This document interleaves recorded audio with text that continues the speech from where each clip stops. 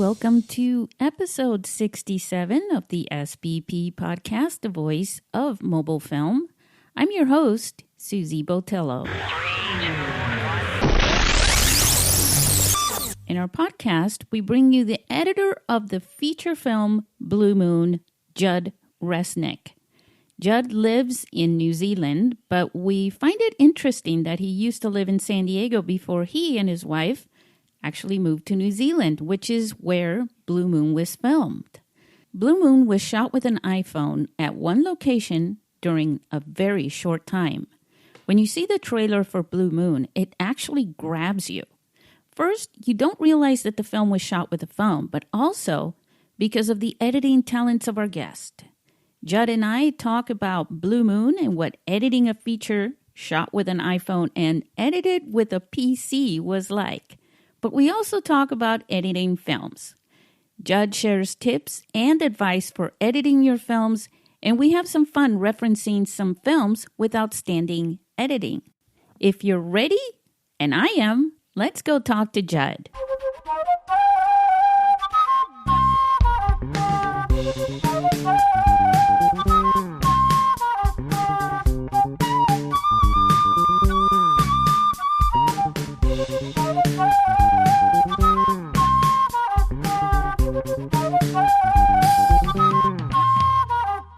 Hey everyone, welcome to the SBP podcast. We are going back to New Zealand. We're going to talk to none other than one of the most famous members of the Blue Moon movie cast and crew, right? Judd Resnick is here with us. He's going to talk about his experience with Blue Moon and the editing. So welcome, Judd. Great to be here. Let me ask you something about editing, because we normally, we spoke with Ryan, we spoke with the actors, we spoke with the director. But a lot of times people forget, once you create all this content with this great acting, the sound and the visuals and everything, there's something really important that happens. It's called post-production. And sometimes that can be the most tedious and the longest part of a production process, right? Definitely can be. On this, it was a little different in that we were kind of up against the gun, so to speak. So it was actually a pretty short post-production process. But normally it's, I guess you could take as short or as long as you want editing, depending on the time you have. Yeah, and because this was shot on a phone, and there was no big funder, boss saying you must do it by this date or that date, you were able to really get technical with it. Judd, before we talk a little more too much about Blue Moon, why don't you just share a little bit about your background with our listeners, so that when we start talking about Blue Moon, they'll know and understand where you're coming from.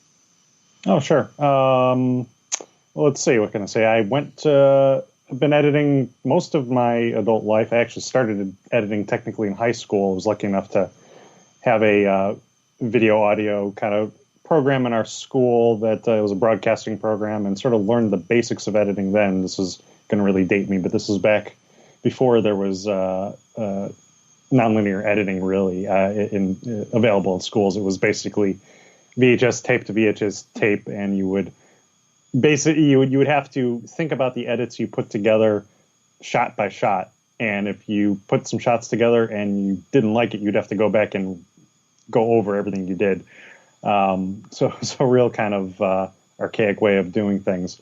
But it taught me some basics of editing and production and post-production. I'm going to age myself. I have to butt in because I can't help myself. The first camera I ever had was a big Panasonic VHS camera. And I would plug it into the VCR. And if no one knows what that is, I'm sorry, but Google it. I still know. Yeah, and it had a fade in and a fade out for me to do the transitions. And that was tape to tape editing. I didn't know what it was called at the time. I did plenty of that. When I used to do home movies, I used to try to do quote unquote stop motion home movies with the old camcorders, where you would press record and it would give you a little red blinking light for a second and then go on. So it was literally waiting and then pressing stop and then go and stop and go. And it looked awful, but it's kind of the basics, yeah, I think technology has come a long way since I was a kid. Yeah, but it's a lot of fun. And then so you started doing this the Flintstones way, right? Yeah, exactly. But then managed to went off to school, went to film school in Miami, and after that moved out to Los Angeles, where I wanted to get into. I knew I wanted to be an editor because I loved editing. But I also kind of wanted to be practical about moving out to Los Angeles and not just say, oh, I'm going to edit movies and try and be a director. I wanted to get a 9-to-5 job, so to speak, and pay the bills.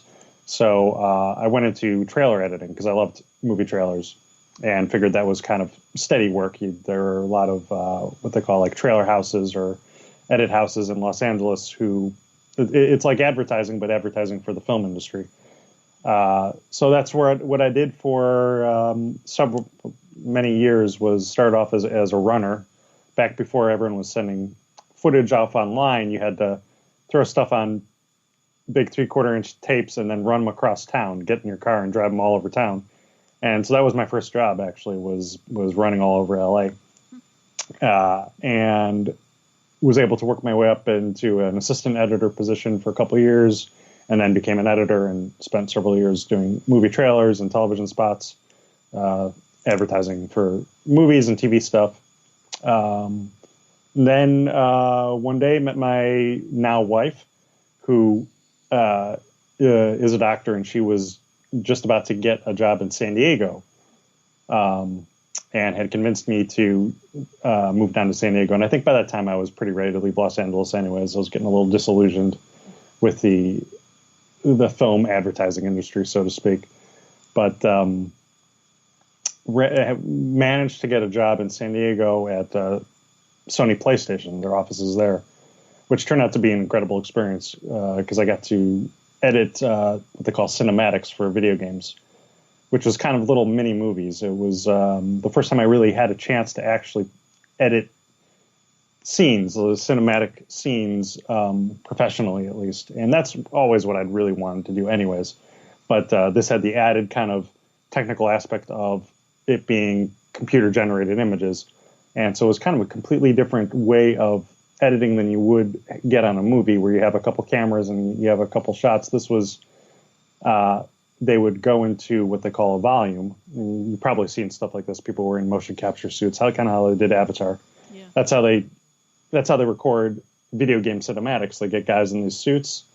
They act out a scene in just a kind of a blank space. And then in post-production, you can go in and create your shots later, which was, to me, was revolutionary and amazing, because then you could look at something, you could edit something together, and then I could go back to the camera team and be like, oh, it'd be really great to get a close-up here, or, you could kind of work with them on crafting a scene after it had already been, quote-unquote, shot or acted out. Which was really yeah. It was amazing. It was an amazing experience. So I got to do a couple of games that way and absolutely loved it. And then my wife and I, randomly, I think for years, have just been talking about having an adventure of moving overseas. And we'd actually come to New Zealand on our honeymoon, in part, I think, because my wife wanted to convince me to move to New Zealand one day. And it kind of worked, because we spent 2 weeks driving around the country and I absolutely fell in love with it. So we kind of knew for a couple of years that our goal would be to somehow get to New Zealand. Luckily, through her work, they're always looking for doctors, and that's how we decided one day she got a job offer in New Zealand, and we said, okay, let's do it. So we've been here for about 5 years now. And you have an editing company, or you work for one, or how's that work? Yeah, so my day job now is I'm kind of, I don't want to say a one man, but it's a small company that does different multimedia things, and I was hired to do documentary work for them. They're kind of a health-centric company, and they wanted to do a documentary series on diabetes, which I didn't know that much about at the time, but I basically took it upon myself to. Yeah, because it was kind of a couple year in the making project we've been working on, and it's probably going to come out pretty soon. But it's an 8-part series on diabetes, And from there, we'll work on other stuff. But that's sort of my day job now. But in the space of doing that, it allowed me to, well, actually, I had met the Blue Moon team. I knew because I had done this short film festival here called the 48 Hour Film Festival. I think they have similar things in America now. Oh, yeah, they're a franchise, aren't they? Yeah, I think so. I'm not quite sure, but I'd never heard of it until I came here. But actually, so now we're in this, what's probably the biggest city on the South Island of New Zealand is Christchurch. When we first moved here, we were in this really small town named Timaru, which is about 2 hours south of here. And randomly in there, met a couple people that were into movies and needed an editor for this 48-hour film festival. And that's kind of how I met the Blue Moon team, is because Ryan was the camera director of photography, was one of the people working on that project, and he was the one who had recommended me to Steph Harris, the director for Blue Moon. So it's kind of a weird roundabout way that ended up working on that project. And it's almost like, might want to have, well, I might just point out, were you the only one outside of the actors who's not a cop working on this film? I think so, actually, yes. So I was waiting for you to say, and I met Steph. Yeah, and they Ryan, pulled me over one day, and they handcuffed me luckily, and said, "You're working on this." luckily, I didn't meet them during their day job. So, yeah, you were talking about the documentaries, and I called you an expert because it's one of the, out of all the, filmmaking, there's so much value in filmmaking. People think it's just fun and it's very, it's an art and a science because of the technicality of how you put things together and how you make things happen. But it is also very educational. I myself worked on, we were talking about video production earlier. Every project that I worked on, when you're editing, you're not just looking at things and putting them together. You have to also listen to what people are saying. You're like editing a story together, and you learn so much from interviews and things like that. That it is one of the most. I mean, for all teachers out there, I mean, I'm always after them. You really need to incorporate, especially now with the smartphone cameras, documentary filmmaking for a lot of the topics in schools. No, definitely. Yeah. Well, it's a big kind of market that anyone with a camera can go and make a documentary, make a good documentary. Yeah, and it's a very kids learn a lot, no matter how old they are, by learning how to tell stories, and this really forces you in a fun way. And they want to learn they want to do things with their phones anyway. So I think it's a great idea. Definitely. Before I go too far into that, tell me a little bit, or tell our listeners. So we know that they wanted you to do this. At what point in the film did they approach you? Because I know Steph was talking, just for some listeners who have not listened to the other, podcasts with Steph or anything, but he happened to glance over at the gas station and saw this beautiful gas station that looked like a UFO lit up in the middle of the night. It was very solitary, right? And he centered that whole story around that gas station. But the story is not about a gas station. It's really great story with characters and everything. At what point after that did you come into the picture? Actually, before that, because sometime before that, Steph, the director, had a different screenplay he wanted to do with the same actors. That was going to be a little bit kind of a bigger budget sort of deal. It's going to be a chase movie, and I came on board through Ryan for that to edit what they call a sizzle trailer for that. So they hadn't shot the movie yet, but they wanted to try and get some funds for it. And so they had filmed just some sort of rehearsals with a couple of the actors and the director. And just needed somebody to edit that. So they approached me for that, and I did a little 5-minute kind of sizzle video for that. And I think in the course of doing that, they realized that trying to make that film would be a little bit too costly and probably difficult at that point. And so I believe, and you'd have to ask Steph exactly how this went, but the way that he tells it, I believe, is that in the process of wanting to do that other movie, he came up with the idea for Blue Moon when he was at this gas station, and he thought, oh, well, this is something that's one location. We could shoot it all here. We could, maybe shoot it on a phone and cut down on costs that way. And this could be kind of a springboard to eventually shoot that other script that he would still like to do. So I believe that would, hopefully, fingers crossed, that'll be the next one that Steph gets to direct, and hopefully he'll have me back as an editor on that. You have, you were talking earlier about your experience with trailers, and the one thing that Blue Moon does, and it's been going around on social media. I know you're not on Twitter, but no, I try to stay away from that. I know, but it's exploded there because when people watch that, I know. I wish I could tag you. When people watched that trailer, they could not believe the quality of the film. And there's a combination of things with it. There's also the quality of the audio, the video. You have the first opening scene in that video is, with Mark Hadlow playing Horace. And it's just an amazing trailer, and people get very excited when they watch that. They really do. That's really nice to hear. Yeah, and it looks like a full action film from the trailer. I have to hand it. That's all them and the way they shot it. I mean, they shot it on a phone, but they attached this really cinematic lens on it. They got really professional sound equipment and recording, so that all the sound is as professional as you would get on any film, really. And sound goes a long way. I mean, people don't really think about it, but it's 50% of the film, right, is sound.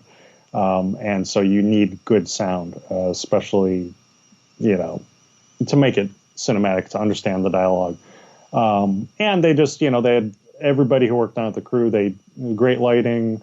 Ryan did an incredible job with the photography, and Steph had a real idea of how he wanted to shoot it. He had a real cinematic eye to it. So they really shot it cinematically right from the get-go. So the look and the atmosphere and everything came from them, and what they achieved, and they only shot it in the space of, I think, 30 hours all told. To me, is incredible. So yeah, it was real. Let me ask you something about that trailer, though, because sometimes you have the director sitting next to you kind of micromanaging the whole process, and sometimes you don't, and they trust you enough to say, just do what you will, and then I'll see it, and if I like it, we're good. And they never just say, watch one rough cut, right, and then keep going at it. But for the trailer itself, how did that go?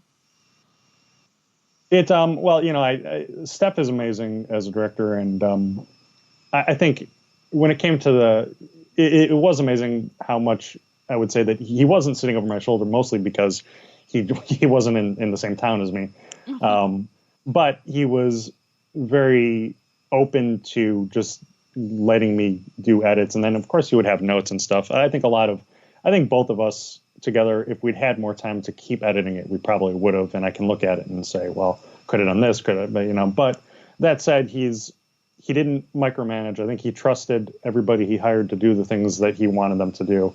And when it came to the trailer, I think we discussed a little bit about what he'd like from it, and I just tried to give him that. But I kind of, I usually get a sense when I watch a film and making, editing this film, I get a sense of what the film is supposed to be. And I just can't help but in my mind, as soon as we started working on this, thinking about what the trailer would be. So it kind of came together pretty easily. The sound design from it, I just took from they had this great score to it. I just kind of pulled from the score that we had. And, you know, a lot of times with trailers, a lot of it comes down to with the sound and the music. If you look at any trailer in a movie theater, if they're using music from another movie, they're paying a lot of money for that. Mm-hmm. So we knew we couldn't go and get music from another film to use in the trailer.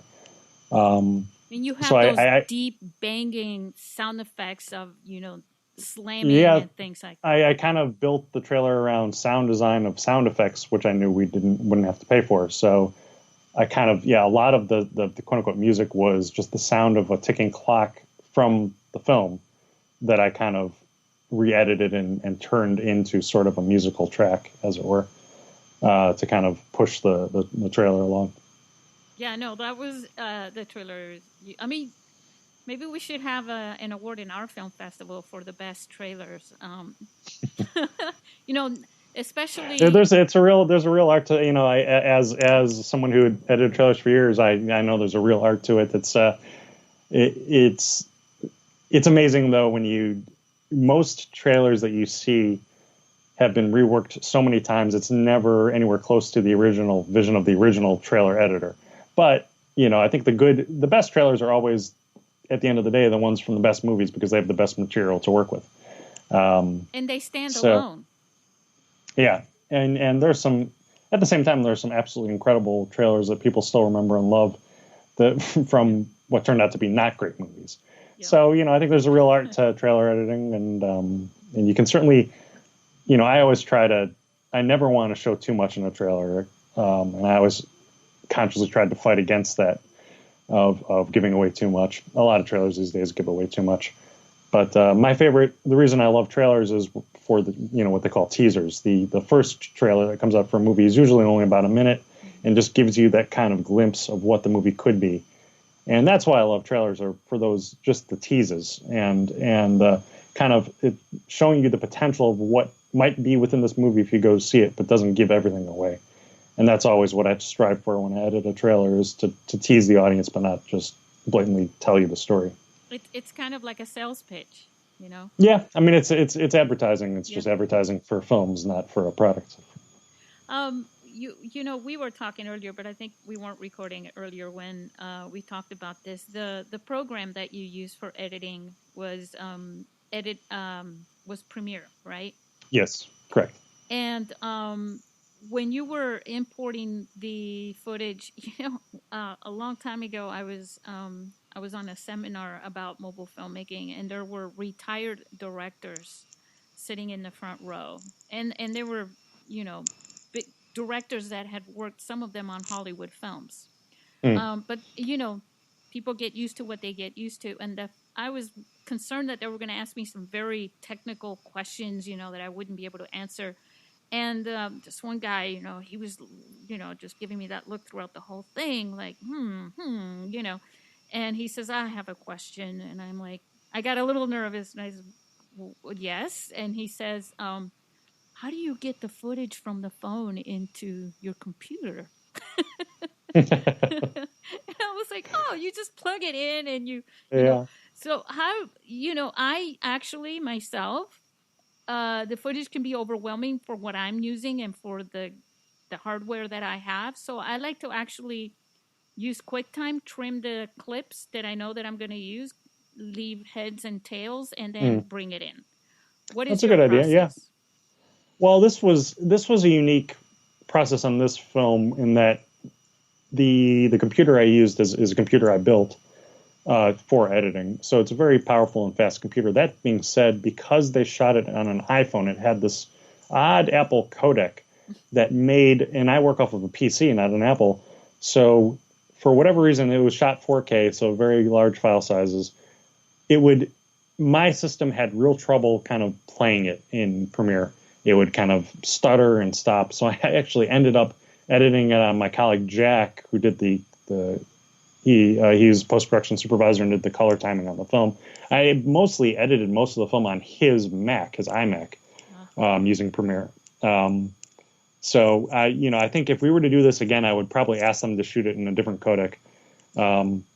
But that's an Apple issue, I think, as an Apple PC issue. But otherwise, it's pretty straightforward. Anyone can shoot something on their phone, and you can literally take the SD card out of your phone, put it into a card reader, plug that into like in the USB into your computer, and it just shows up like in a file system. You can drag and drop the files onto your computer or external drive and edit from there. So and it's usually pretty straightforward. When they were the iPhones don't have SD cards for the most part. Oh, okay. So with an iPhone, yeah, I'm not. I think what they were doing, dumping it, because I wasn't on set, so they were, as they shot it, I think they put a special card into the phone or something. I think they might have been streaming the footage onto a hard drive. Or if I remember right, I believe that they were dumping the footage. Shooting the scenes, dumping the footage on their laptop, playing it back really quick, or and then I think as they were shooting it, they were putting it on, they were getting it out. How they did that exactly, I'm not quite sure, but they I think they just dumped it off pretty much as they were shooting it. But yeah, you had issues with the codec and everything, and I know that they were doing they were using Filmic Pro and all that process, and so that Filmic Pro works with Android phones as well as iPhones.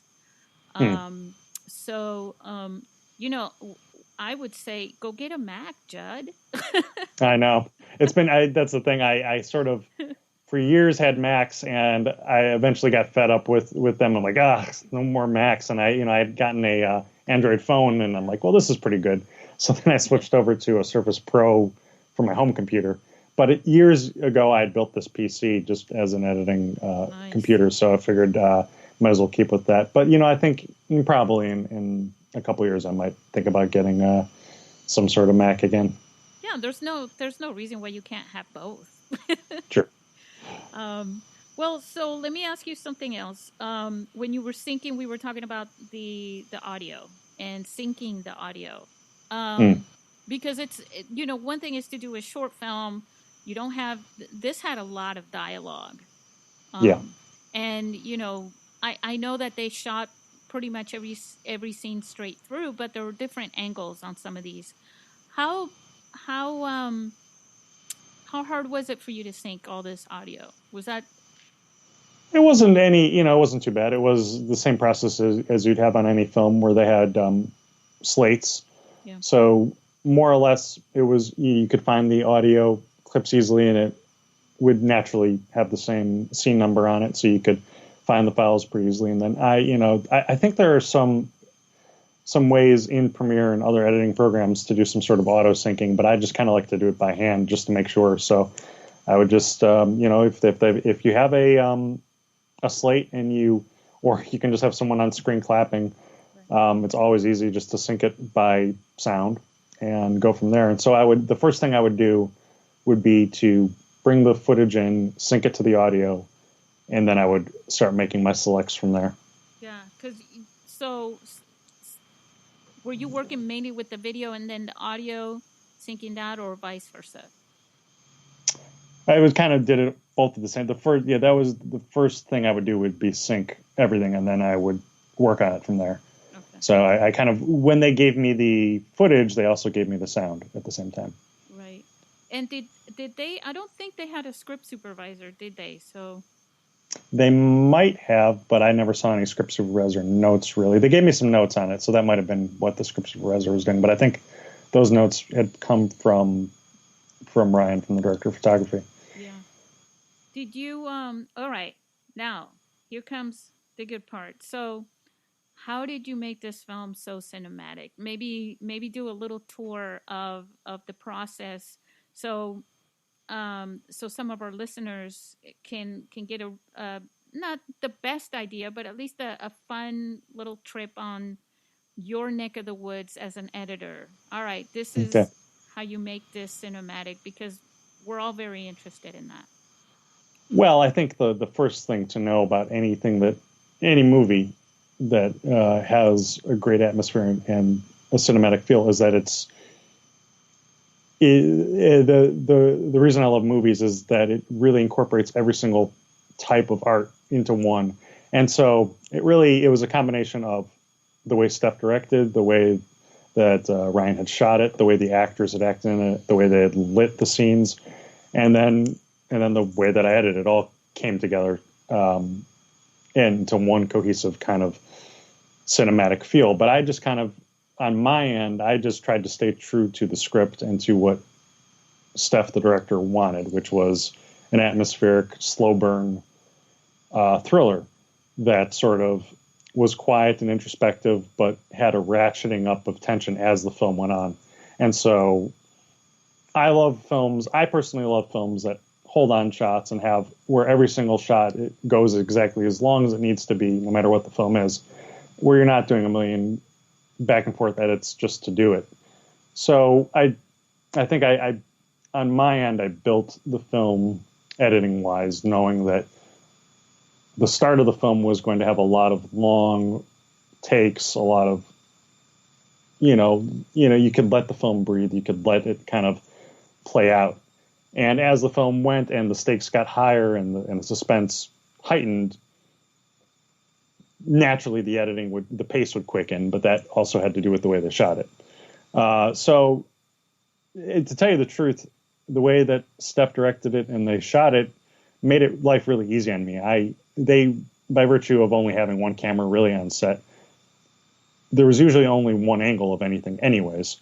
And it was just up to me to find the best take, which that was the most difficult thing because the acting of the two lead actors were so good that every take was good. So it wasn't like, oh, well, this take is bad and that take is good. It was like, oh, boy, they're really good in this take. Oh, they're really good in this take. And I would just take each shot up to its logical conclusion to when it's like, oh, this is when this shot ends. Or this is when the beat of the scene ends. And I think I love suspense films that will draw an audience in. And to do that, in my mind, is it's like you're pulling the audience with you slowly. And I think a lot of the way they shot it really lends itself to that. They have a lot of slow push-ins and dolly outs. And so sometimes I would hold on shots for effect. So, I would let scenes play out, let reaction shots play out as long as they needed to, and not worry about doing too much editing. I didn't want to get in the way of what they had shot. And the actors they would do these long takes, these 2-3 minute takes, which is incredible. I could never do that. And so it made my life obviously actually pretty easy. It was, they would have these back and forths, or just a lot of scenes of the actor Mark Hedlow talking on the phone where I could just kind of hold on him. And it was about him. It was about the actor, and it was about his performance. So it wasn't about doing crazy cutaways or anything like that. You knew you could just, if you held on the actor, they were interesting to watch. And you could forget about, I think the audience would forget about the editing and where the camera was. They were just focused on the actor. And that's, as an editor, it's great. You kind of let them do all the work, so to speak. And that was just sort of my approach on this, was try and give the director the vision that he wanted and try to create a sense of growing tension in the film. It's a very between short films and feature films. There's a huge difference in how long you can captivate your audience on the entire story. And something you just said there about people not thinking about the editors. The editors are always one of the most, silent people. When you're looking at the cinematography of a film, you're thinking about the camera person. Look at that cool angle and things like that. But it's very hard for people, very easy, I should say, for people to sort of forget about the editor. I think that's the job of the editor too. And, you don't want someone to be sitting in the theater thinking about that. You want them to be sucked into the film and thinking about, what is this character thinking, and where's the next scene going to go? So I think, if I tried to do too much, I wouldn't be doing my job right, and it'd be a disservice to the film. Certain films have stylized editing, and it adds to the cinematic value of that. You look at a lot of Scorsese films, and everything about what he does is about editing, and so you really notice the editing in his films, but he wants it that way. So I think this is a completely different type of movie where, to me, the whole movie is just about these two characters. And so you can hold on a shot for 3 minutes when they talk to each other back and forth, and you're going to forget that there hasn't been a cut, because you're hopefully so focused on their interaction. Yeah, it was run through like a play on stage, except for you're right on the stage with the characters. Absolutely, yeah. And I think that was a really clever way for Steph to come up with this idea. Was really, you could play this out on stage, but they managed to do it with a small camera in one location. Yeah, and then that way they could share it with the whole world, who's very happy they did. Really hope. Thinking about just other movies, because I know your experience in editing and things like that. What are some tips that you could give to some of our listeners as far as like techniques, not so much for Blue Moon, but for other films? And like I myself, I always try to. There's one thing that it's fun to do, is to cut on the action. So you always leave something hanging before you go to the next one, to the next cut, right? Oh, definitely. I mean, in terms of editing tips, there are those kind of tried and true things that you will see, like, cutting on the action, which is always cutting on the action makes it easier on the eye for the person watching to believe that these two different shots that might have been shot months apart are all fluid. But in terms of editing tips, I think I edit by feeling. So I'm not looking at numbers and like, okay, this shot needs to be 3 seconds, or I basically, I play a scene out, I watch it, and I wait till it feels like the time to cut, and then I'll adjust it from there. But I think so much of film and so much of editing, especially film, cinematic editing, comes down to an emotion that, a beat's going to last as long as it feels appropriate to you.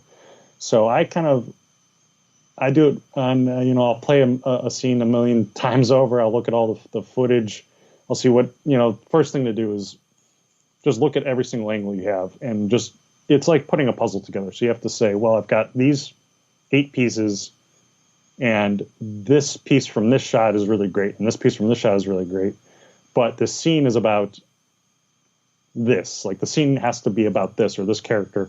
So you don't want to lose what the scene is supposed to be about just because you want to edit in a certain way. So you have to be true to the story and true to the script and true to what the director wants. But you have to take the best moments of every shot and find ways, what are the right editing points based on how it feels.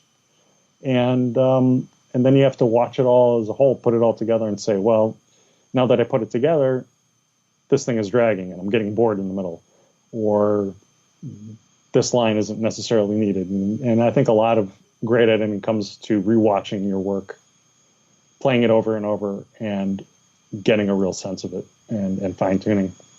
And when you speak about that in specific, a lot of mobile filmmakers and a lot of people who are maybe not so much, like you kind of said, like the woman show or something like that, or the one woman show, right? But honestly, you're doing low budget filmmaking with mobile phones and independent filmmakers as well, right? So a lot of times you have the person that is actually shooting is actually the person also editing. And there's a danger to that unless you've done it enough so that you can step away from yourself, right? I shot this. Oh, I love how this came out. I love how this came out. And you want to have that in your film, and you forget the story.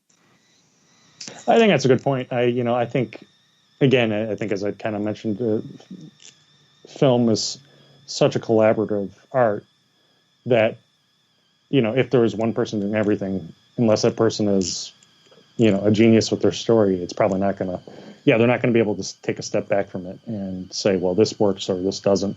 So it's always good to get a lot of great people working on the same project and get everyone's great ideas all together in one, and decide what are the things that work and what are the things that don't. But yeah, I think that probably could be true if someone is shooting it, they'll probably fall in love with something that isn't necessarily going to, like I said, service the story.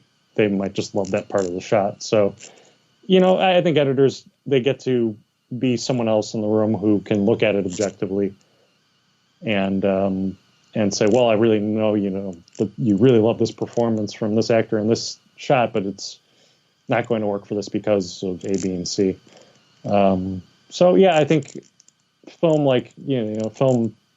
great films are usually great because they have a great team of people working on it. And as much as it is a director's medium, and every film is the director's film, I think the best directors know the team to surround themselves with and know when to ask someone, well, what's working in this, what isn't, and understand, okay. And that's why so many great scenes end up on the cutting room floor, right? Is that so many movies have these incredible deleted scenes, but in the context of the film itself, it wasn't working. So I think the best directors and editors can look at that and decide at the end of the day, even great stuff that was shot, if it isn't servicing the movie, you have to take it out. Yeah, I've had, as the curator as well of the film festival, I've actually had to ask people, we have for the short films are 1 to 5 minutes, and I've had to say to some people, it doesn't qualify, I'm really sorry, blah, blah, blah. But there's other people where I can see that they could cut it down to 5 minutes, that they can make that film work. And sometimes people get upset and they're like, no, you're asking me, how can you ask the artist to, and other times I know that I'm, not, that they're not liking that, me saying that. But I tell them to just think about it. And so they go away, and instead of just thinking about it, they actually go back to the editing process and they try and see if they can do it. And then they come back and say, you know what, I did it, and it works. And sometimes they say, actually, I like that better. And sometimes they actually end up winning the award, Yeah. So. I mean, and this is why bigger budget movies have the luxury of doing those test screenings, right? Is because they want to know what the audience thinks of it, because that's who you're making it for at the end of the day. So sometimes, everyone, the director and everyone can love something they're working on, and then they play it for a test audience and realize, oh, you know what, this thing here just doesn't really work.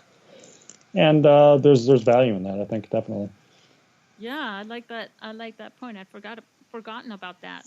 I've actually worked on films where we wanted it, the producer and the director wanted it to be in different film festivals, and had to do one 5 minutes, another one 15 minutes, another one in 20 minutes, another one, it's like you have all these different versions of films.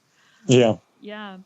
When you, in Blue Moon, how many rough cuts did you have, or how many, I should say, because sometimes you go, okay, this is the final cut, but then, oh, you know what, change this one other thing. How many cuts did you end up with before you got to the last one? Let me think. There wasn't a specific number, and again, I think I mentioned this post-production process was unique in that we were really wanting to get it done, to get into, I believe it was the New Zealand Film Festival, the New Zealand International Film Festival. So we probably spent less time editing than, if we'd had more time, we might have continued to do more rough cuts and more, editing on it, trimming it down a little bit. But that said, I think, we worked night and day for several weeks to get it to where we felt happy with it.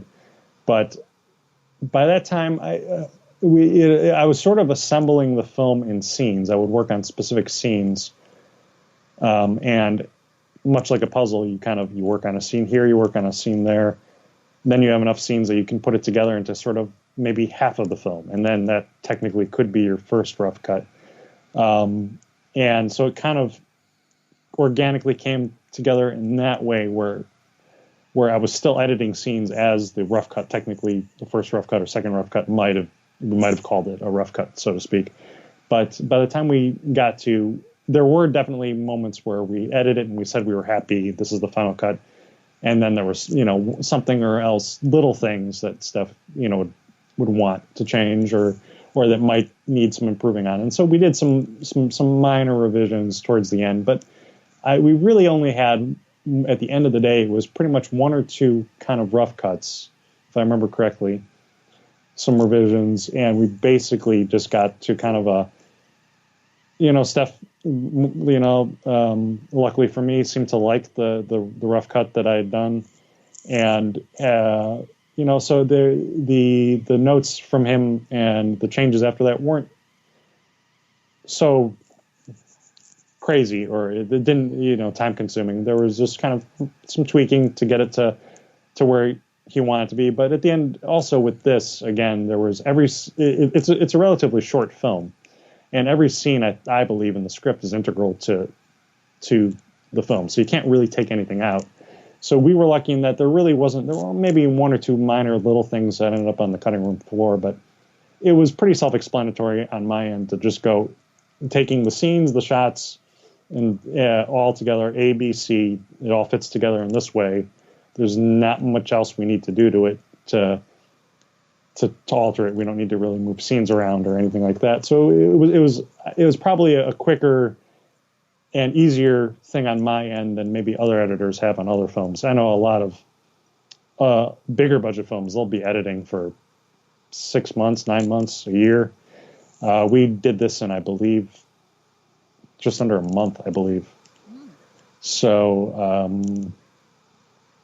and I think, Steph and I have talked about the possibilities of his next film and how we would edit that. And I think if all things come together and he's able to make that film and I'm able to edit it, then I would probably go to the set and be kind of putting together the rough cuts of scenes as they were editing. And that's what's great about technology these days is you can do that. You can have the editor sitting there on set and cutting what you just shot 10 minutes ago. So that might, and in that way, then you can see what you have on set and say, oh, you know what, we need a close-up here or something like that. And so that kind of, the technical aspect of that can revolutionize film too, I think, to have, usually the way they used to shoot films is they would shoot it, then they would give the footage to the editor that night and he would look at it. They would have to ingest it into the system. They'd have to sync it up. They'd have to do all these things before the editor really got into it. And by that time they were already on to other scenes to shoot. So I think in a perfect world, on the next one, we should be able to really kind of start editing it as they're shooting the scenes, which could speed up the process. Who knows? It could also make it more difficult in unforeseen ways. But this was definitely a unique editing process, I think, by virtue of the fact that we had a deadline. And Steph wasn't in the same, he was in a different town. I was editing it off on my own, kind of after hours. So it was a unique editing process. But at the end of the day, I don't think we had that many rough cuts and that many kind of final cuts. We kind of just put it together, tightened it up, got it to a point that the director was happy with it, and then we kind of said, okay, we're done. Did you guys all have a rap party or a way to kind of meet up at any point? We did. Well, yeah, there was I think by now they've had a couple different quote unquote premieres in different cities at different film festivals, but they had what I believe was the official premiere in Christchurch, which so I was able to go to that, which was incredible. And they played it at this local little theater in town, this beautiful little theater that's usually reserved for concerts and like plays and stuff, but they rented it out for the night and put in a big movie screen, and we all got to meet the actors, and it was great. Oh, that's awesome. That's all. I think that's really kind of a big deal, because everybody works so hard doing their part. Yeah, it was fantastic to see everybody and meet people who I hadn't really met. Just editors spend most of the time just in a dark room on their own. So there were a lot of people who worked on this film I hadn't met until the premiere. Well, the office, the editing room that I had, or the where I was working, had one of the photographers made me a sign, and it was called the Bat Cave. Well, that is my dream one day, is to have a quote unquote Batcave in my house, as Batman is probably my favorite superhero. Oh, that's awesome. That's good to know. Yeah. Do you feel like playing a little game? Sure. Okay. I know Jimmy. I'm splurting this up on you. I don't do it with everybody, but sometimes I feel like we have a little time, and I thought I'd do this with you. It's the 20-second. I used to call it the shout out game, but then I got a little, more, instead of just shouting people out, right? Okay. I think it would be really great in 20 seconds and I know I'm putting you on the spot, but that's part of the fun. I'll try. I'll tell you when to go. All right. Okay. Great films to watch for people who are interested in editing. Okay. Okay. I will think about this for a second. Okay. Well, I Hold don't know if I'll be able to do this short form shouting stuff out, but I can kind of talk through some stuff. Okay, we'll do the shout out and then Okay. we'll go back. Okay, ready, set, and hold on, let me restart that. Ready, set, and go. Okay, so great films for editors to watch. Number one is this tiny film called CQ, directed by Roman Coppola, son of Francis Ford Coppola. Watch that. It's about editors, it's about editing, and it's just a great film, and works on many levels. In terms of quote-unquote great editing stuff, you could always look at anything from Scorsese. You look at Boogie Nights. Oh no, that was too short. All right, go ahead and we'll talk about the Coppola one really quick. CQ is this film. I always tell people about this film because no one's really seen it. It kind of came and went. It was a very, I'd say, not low budget film, but kind of flew under the radar. But made, I want to say, over 10 years ago now, probably more than that. It's kind of a dramedy about an American editor living in France in the 60s, who has been brought on board as this editor of this Barbarella-esque 60s sci-fi kind of fantasy movie. And the director of the film has a nervous breakdown in the middle of filming and storms out, and they need a new director. And all they can think of is, well, the editor knows this film, let's hire the editor to direct the film. And it's about this guy who's been an editor learning how to finish this film. But in the fact, it's the only movie I've ever seen where there's an editing montage about an editor editing. So you see him editing the film in this montage, and he's editing a montage while the film itself has this editing montage, which to me was just brilliant. It's like an Inception moving. Yeah, yeah, exactly. It's very meta, I guess it would be the term. But I just love that film because it's about an editor. But in terms of great editing, sometimes the best editing is, you wouldn't think about it because, like you said, the editing is invisible.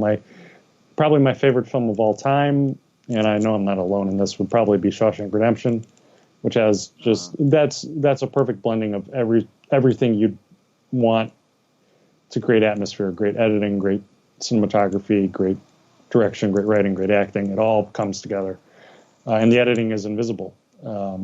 Even though when you look at it, there's a lot of montages, there's a lot of putting stuff together, but you're so swept up into the film that you forget about it.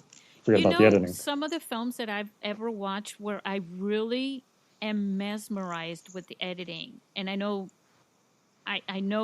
you're probably going to agree with these. Have you ever seen the Bourne Identity films? Oh yeah, those I have issues chase with films, the chasing of the cars and things like that, with all the different streets and all the different angles and all the. My favorite genre is action film, and I think those Bourne films were really interesting when they came out. But I think I'm getting really tired of the handheld filmmaking. When I watch an action movie, I want to see the action. You want to see it from a wide angle. You want to see how it plays out. And so I think the Bourne films at the end of the day kind of had a detrimental effect on action films for a while. And I think these days the action films are getting more cinematic. They're getting back to where they were when I was a kid, the kind of 90s action films, more where you could see how a scene played out. Yeah, I mean, and I have to give credit to even the latest Marvel films have done pretty well with that. I think of going back to that kind of cinematic action stuff. Yeah, I just think it's very difficult to cut action scenes like that when they're, especially in chases, Yeah, it can because be. But then you again, can get you can hide a lot of lost. stuff in editing too. Yeah, you can get lost. And there's nothing more boring to me than watching a fight scene where everything is, where edits are 20 frames long and the camera is shaking, and you've watched, by the end of a 2-minute fight scene, you have no idea what just happened. Yeah, Um, yeah, so yeah, I think, you know, when it comes to editing action films, I think a lot of people should try to take a step back and say there are too many shots here. You know, we don't need this many cuts. You don't have to. A lot of times, I think directors or editors feel like they need to make something feel exciting by doing a lot of edits, a lot of cuts really quickly, when the excitement should come from what's on screen, not cutting between the shots. right. And it can appear a lot when you're doing that too, that you're really covering up a lot of in between stuff that didn't go Yeah, right. and maybe sometimes that's done because, yeah, you know, they could be hiding something that Yeah, maybe when you look at if you were to look at a shot that goes on for 5 seconds, maybe it just doesn't look that great. But if you cut it to 20 frames, it looks great. So, you know, it comes down to the way they shoot it as well. I will say, can I give one more shout out to you can. a great editing film? Yes. And this is one that people don't think about editing wise, but you look at the Incredibles, which is an animated film. Oh yeah.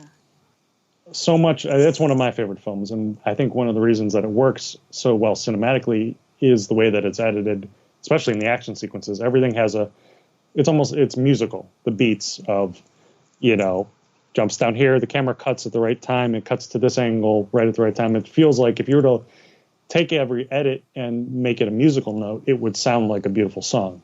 Oh. And I think the best action sequences are edited in that way, where it's, and if you look at a Tarantino film like I just saw Once Upon a Time in Hollywood, Oh. there are some incredibly edited action sequences, fight sequences, and it's very musical. The way every shot goes ba bum ba dum ba dum ba dum. You know, it's um, it feels visceral because the editing is almost musically edited.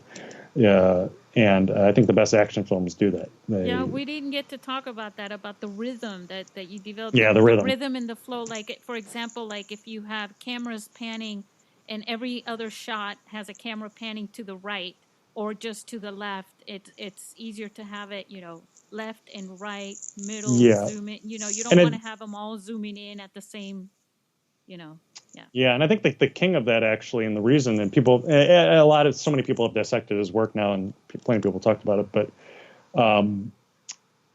back when I was in school, I remember my professor gave a whole speech about Jaws. Is Steven Spielberg. The reason I think he's so successful is that he knows about those musical beats, and he knows that he's going to pan his camera in this shot, and then the next shot is going to be a dolly in, and it's going to flow. And he thinks about the way that something is shot and edited in terms of beats and the kind of the flow of it, so to speak. And if you look especially at Steven Spielberg's early films, especially if you look at Jaws, there are sequences in there that it feels like it's almost like visual music, the way that they're shot and edited, and everything flows, and that it all feels like they never just shot stuff on the day and just wondered, oh, we'll just shoot a bunch of angles and we'll cut it together. You can tell that they had a real plan, that it was storyboarded, that they knew which shot was going to flow into which other shot. And some of his most brilliant work are long takes. Look at a lot of his shots where he'll have a long dolly shot where characters start off in the far background of a scene, and eventually as they're walking, they get closer to the camera, and suddenly they're in a close-up. But the the shot's never edited. It's all the same shot, but the camera's moving, the characters are moving, and in one shot you have all these different quote-unquote angles.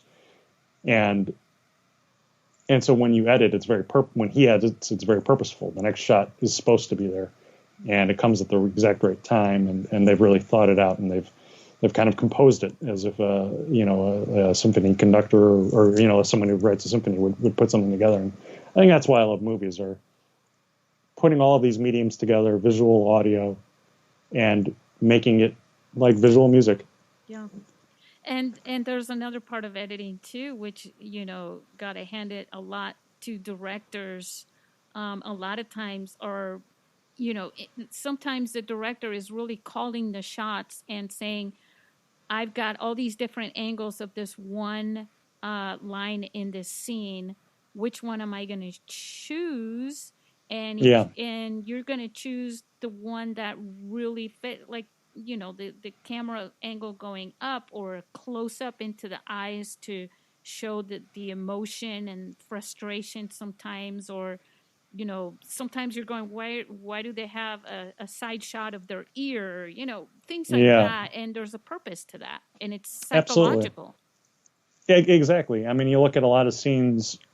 A lot of scenes are about slowly pushing into that character emotionally and physically. So you'll see a lot of scenes that might start off with two characters talking and the camera's far away, and you don't notice it. But by the end of the scene, if their exchange is maybe they're adversaries and the tension is heightening, you don't realize it. But by the end of the scene, the camera is cut. It's cut to a close-up angle on them at the exact right moment that you really need to be looking into their eyes.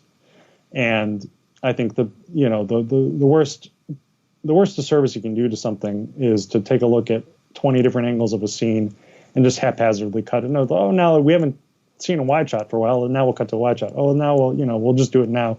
I think every scene you need to push it on a character when it's called for, when the stakes are being raised. You need to move away from the character at other times. It all needs to be purposeful. You can't just haphazardly say, "Oh, I want to cut to this wide shot now because it looks good here." Well, it has to play a part in the story, in service of the story. That's what I was just going to say, because if you don't have a story, it makes it very hard for you to know where to go with everything. Yeah. So Absolutely. So I'm always ending with the story and how important that is, because at the end of the day, especially on a feature film,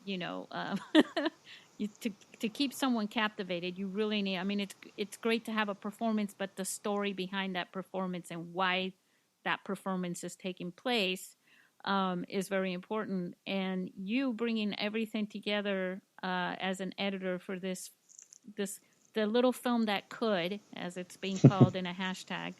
That it's amazing, and I know that they're all very grateful to you. I know that this is a wonderful family that you fell into. I'm incredibly lucky, and it was my pleasure to work with them.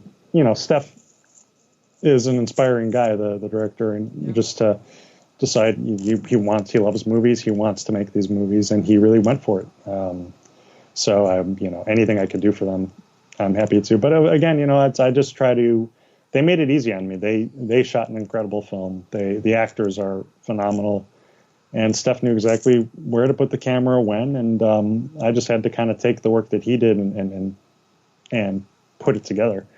But all the pieces were on their end, so I was very lucky to get to work on a quality film, and just with a great group of people, and I absolutely loved it. I think that's actually, I've never done this before, where I'm interviewing, everyone who played a part in the film. I mean, almost, right? But that's one of the things that I wanted to emphasize with our listeners and everyone who I'm trying to inspire through this podcast with people like you, is that when you get a good team like this, you get that great film. Great film. It's not just the actors, just the That's right. director, just the camera person, it's all of you together. You really came together. You put your best foot forward. You worked at it, and it's a great ensemble, really. Yeah, I think that's the joy of movies. I think is it's such a collaborative medium. It involves every single major type of art. I think between music, visual. It's kind of the perfect art piece for our time.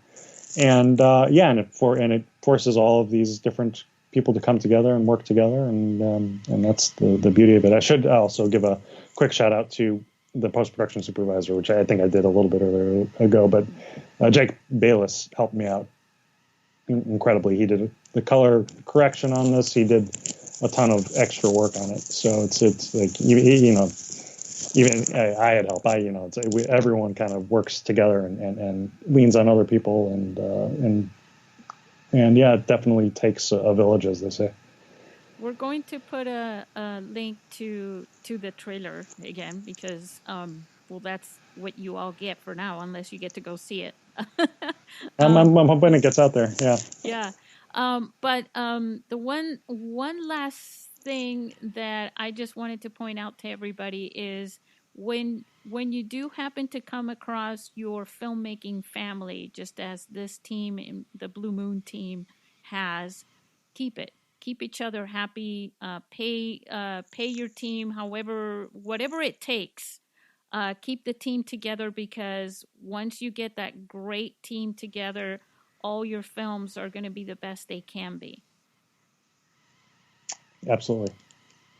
So, on that note, is there anything else that you'd like to say? No, just it was great talking about this, and I think at the end of the day, the success of this film comes from Steph Harris, from the writer and director. It's he really, I think, put together an incredible script and picked incredible actors, and it was just it was an honor to be a part of it. Wonderful. Well, why don't you say goodbye to our listeners? Goodbye, listeners. Thanks for listening. Right. I hope I wasn't too boring, and hope I gave some insightful stuff. Yeah, you did. All right, everybody. See you next time.